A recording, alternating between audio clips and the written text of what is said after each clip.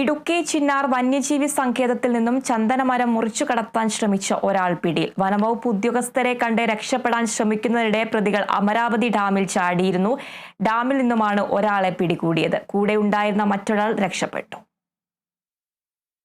ചിന്നാർ വന്യജീവി സങ്കേതത്തിൽ നിന്നും ചന്ദനമരം മുറിച്ചു കടത്താൻ ശ്രമിക്കുന്നതിനിടെ വനംവകുപ്പ് ഉദ്യോഗസ്ഥരുടെ മുമ്പിൽപ്പെട്ട പ്രതികൾ അമരാവതി ഡാമിൽ ചാടുകയായിരുന്നു. ഡാമിൽ ചാടിയ ഒരാൾ വനംവകുപ്പിന്റെ പിടിയിലായി. സേലം കരുമന്തൂരെ സ്വദേശി ആർമുഖമാണ് അറസ്റ്റിലായത്. കഴിഞ്ഞ ദിവസം കരിമുട്ടിയിൽ നിന്നും ചന്ദനമരം മുറിച്ചിരുന്നു.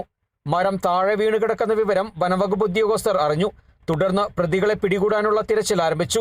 ഇതിനിടയിൽ വെട്ടിയ ചന്ദനമരം മുറിച്ചു കടത്താനുള്ള നീക്കവുമായി 2 ദിവസം പ്രതികൾ എത്തിയതായാണ് വിവരം. ഇവർ പ്രദേശത്ത് നിരീക്ഷണം നടത്തിയിരുന്ന വനംവകുപ്പ് ഉദ്യോഗസ്ഥരുടെ മുമ്പിലകപ്പെട്ടു.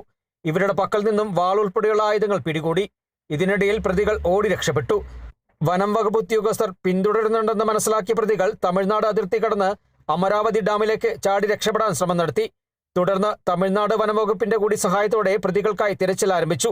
ഉദുമൽപേട്ടയിൽ നിന്നും അഗ്നിരക്ഷാസേനയും എത്തി. തിരച്ചിലിനൊടുവിൽ ഒരാളെ ഡാമിൽ നിന്നും പിടികൂടി. ഒപ്പമുണ്ടായിരുന്ന ആൾ നീന്തി രക്ഷപ്പെട്ടു. പിടികൂടിയ പ്രതിയെ കരിമുട്ടി സ്റ്റേഷനിൽ എത്തിച്ചു.